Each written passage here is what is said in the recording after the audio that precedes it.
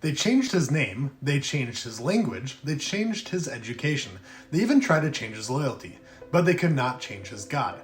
The government of Babylon tried to erase Daniel's identity, just like we see today.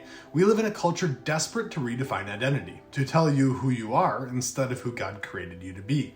It's everywhere. The world tells you that identity is fluid, that you can redefine yourself however you want.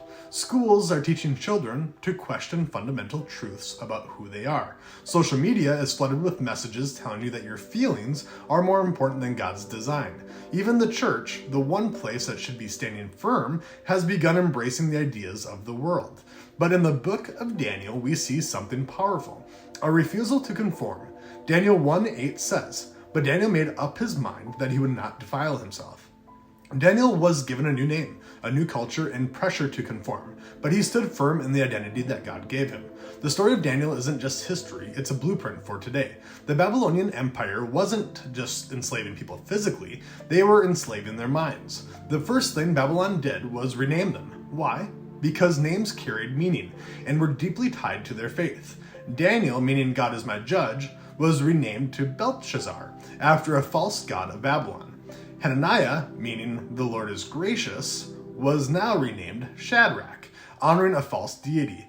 Mishael, meaning who is like God, was renamed to Meshach, connected to the idol worship.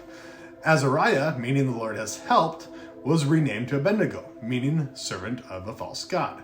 This wasn't just about names, it was an attempt to erase their faith and replace it with Babylon's idolatry.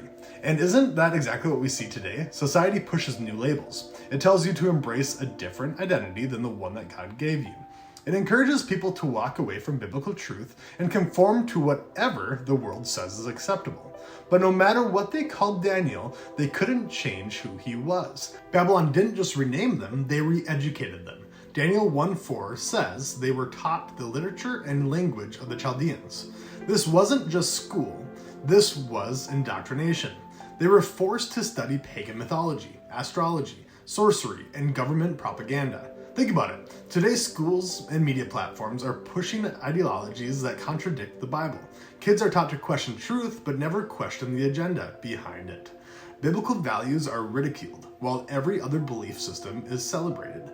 This was intentional. Babylon knew that if they could change their education, they could change their thinking.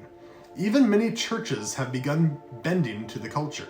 They water down the truth, ignore hard passages, and prioritize acceptance over obedience. They embrace teachings that are comfortable rather than convicting. But Daniel didn't bend. The last step was to get them to compromise, just a little. Daniel and his friends were given the king's food and wine, things offered to idols.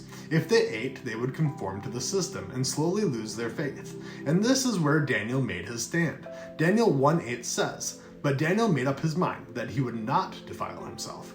He refused to let the culture around him shape him into something God never intended.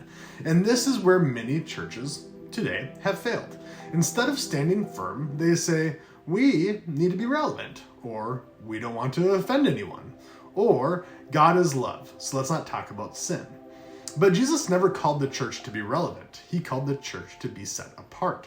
James 4:4 warns, "Do you not know that friendship with the world is hostility toward God?" Yet many churches are more concerned with their being accepted by the culture than being faithful to God. They rename things to sound more palatable. Sin is no longer called sin, it's just a struggle or a personal journey. Truth is no longer preached boldly, it's just a conversation. They have let Babylon win, but Daniel and his friends didn't. This is the battle believers face today. Will you conform or will you stand firm? They renamed him, but God still called him Daniel. They re-educated him, but he never abandoned truth.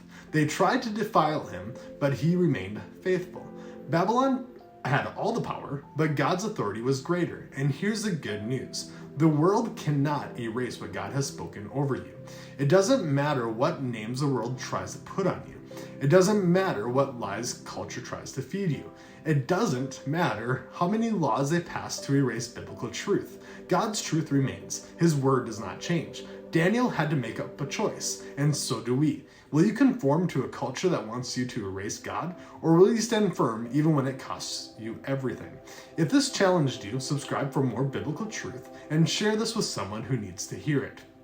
Let's be Daniel in a world that wants to make us Babylonians.